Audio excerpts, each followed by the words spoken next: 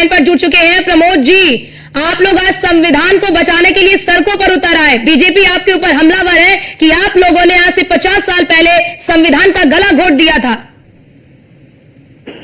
मेरे ख्याल से या तो सवाल जो आप पूछ रहे हैं आप ही को क्लियर नहीं है। वो जो इमरजेंसी लगी थी वो संविधान के अंतर्गत लगी थी, और अगर संविधान में कोई प्राविधान हो और उसको इस्तेमाल किया जाए तो संविधान का गला घोटना नहीं होता।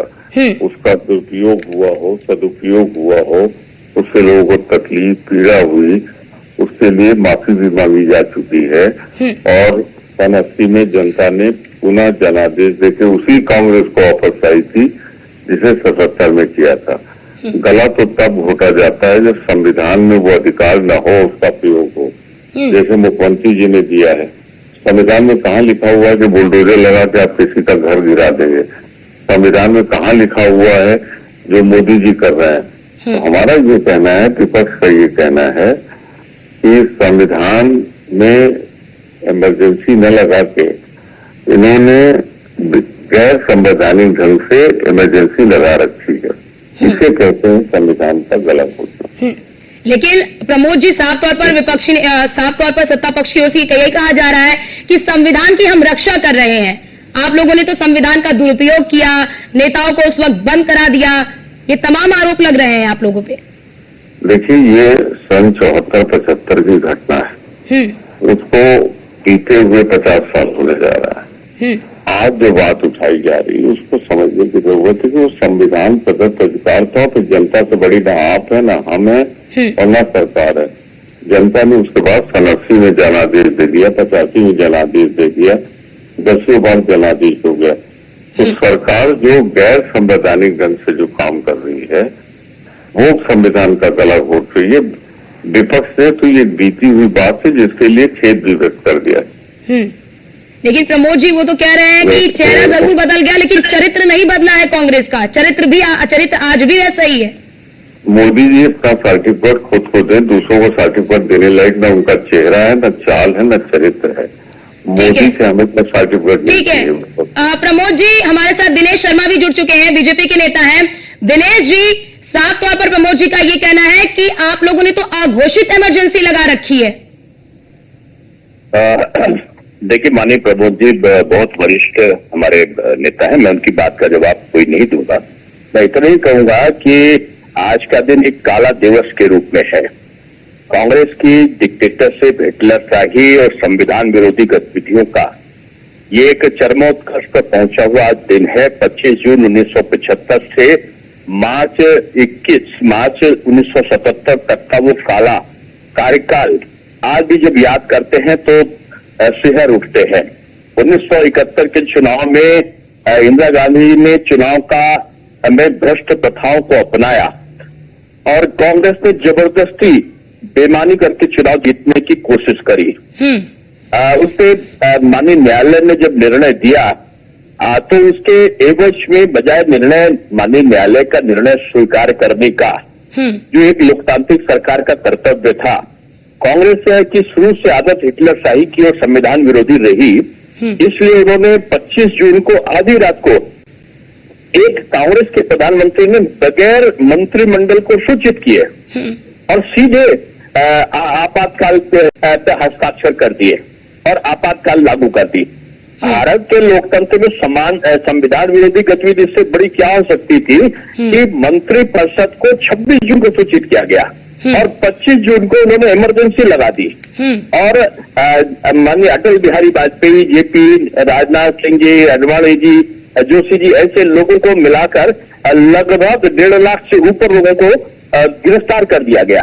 गिरफ्तारी के दौरान जेल में या बाहर 22 से ऊपर बड़े नेताओं की मृत्यु हो गई।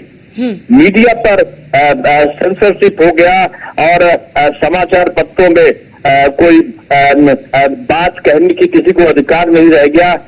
तमाम पत्रकार जेल में डाल दिए गए। पता चलता था कि 25 जून को सुबह 2 बजे से बिजली काट दी गई थी और इस प्रकार का वातावरण किया गया कि एक लोकतांत्रिक देश में जो 350 से ऊपर सीटें कांग्रेस ने जीती थी, तब इस प्रकार का कृत्य किया और इस चुनाव में झूठा फैलाया क्या ठीक। बीजेपी की अगर 400 सीट आ गई तो बीजेपी संविधान का उल्लंघन करेगी। जबकि सत्य यह था कि पिछले प्रमोद जी। लोकसभा चुनाव में 10 साल से 350 से ऊपर सीटें बीजेपी के पास थी।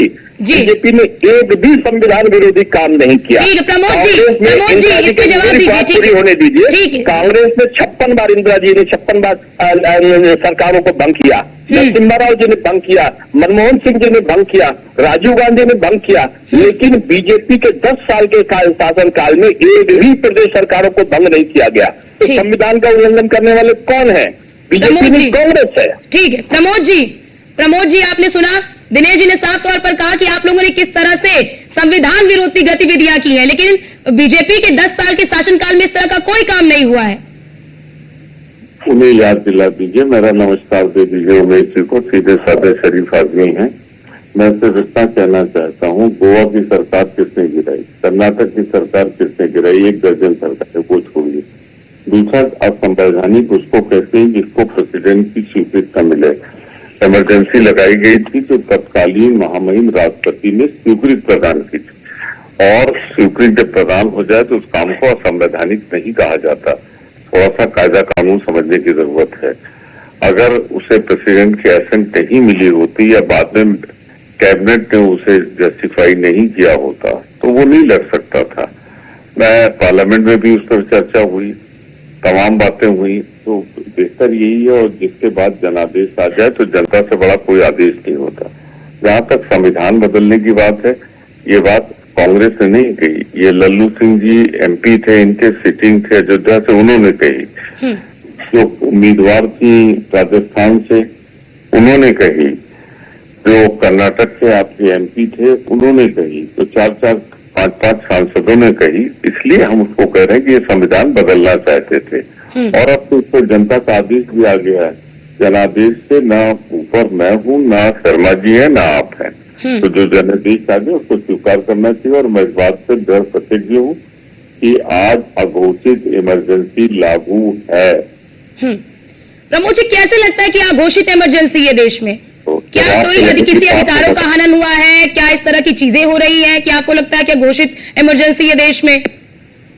मैंने आपको उदाहरण दिया, पहला उदाहरण दिया, जिस तरह लोगों के घर गिराए जा रहे हैं, जिस तरह लोगों के अधिकार छीन लिए। बुलडोजर चला के कभी आपने सुना था कि बिना अदालत के फैसले किसी का घर गिराया जाता है?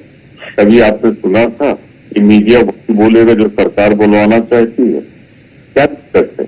क्यों मीडिया वही बोल रहा है जो सरकार बुलवाना चाहती है? तो अब कड़ी हुई बातें मुझसे मत कहलाइए, बेहतर यही है कि मुझे जो कहना था मैंने कह दिया।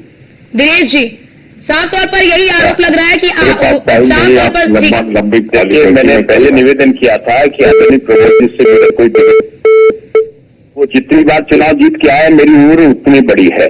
मैं उनकी किसी प्रश्न का जवाब तो नहीं दे रहा हूं, लेकिन एक बात आपके स्मरण के लिए मैं जरूर कहूंगा कि जो सरकारों को गिराने का जहां उल्लेख आता है, गोवा में कांग्रेस के लोग अपने आप बीजेपी में शामिल हो गए थे, कर्नाटक में लोग अपने आप शामिल हो गए थे। बीजेपी ने असंवैधानिक तरीके से विधानसभा भंग नहीं करी थी, ये संविधान में मेजॉरिटी में रहते हुए भंग करने में और लोगों का अपने स्वेच्छा से दूसरे दल में मिलना, ये अलग प्रवृत्ति है। इसको तानाशाही आप नहीं कहेंगे, ये लोकतांत्रिक परंपराओं का एक अंग है कि कोई अपनी लॉयल्टी को अगर चेंज करता है किसी मुद्दे पर तो उसको आप संविधान विरोधी नहीं कह सकते, वो संविधान में प्रदत्त धाराओं के अंतर्गत है, नंबर 1। और दूसरी चीज कि जैसा आप जानते हैं कि 40वां जो संवैधानिक संशोधन किया था कांग्रेस ने, कि न्यायिक समीक्षा पर रोक लगा दी थी कि न्यायालय जो कहेगा वो भी नहीं हो सकता।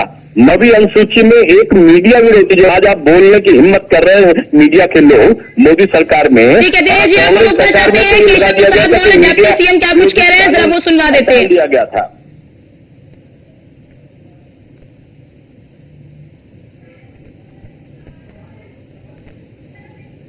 चलिए, अब दिनेश जी, लगातार यही सवाल उठ रहे हैं। अभी प्रमोद जी ने भी साफ तौर पर कहा कि बुलडोजर की कार्रवाई को लेकर वो सवाल उठा रहे हैं। तमाम ऐसी चीजें हो रही हैं, विपक्षी नेताओं को जिस तरह से मतलब अलग तरीके से जेल में डाला जा रहा है, उस पर वो सवाल उठा रहे हैं।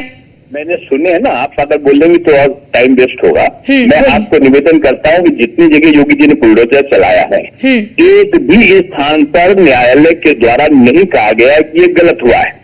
यानी ठीक है। जो भी बुलडोजर चलाया है वो न्यायिक प्रक्रिया के अंतर्गत चलाया है। ठीक है। अगर ठीक है। अकबर नगर में कोई गलत बस्ती बसी थी तो उसको गिरा दिया।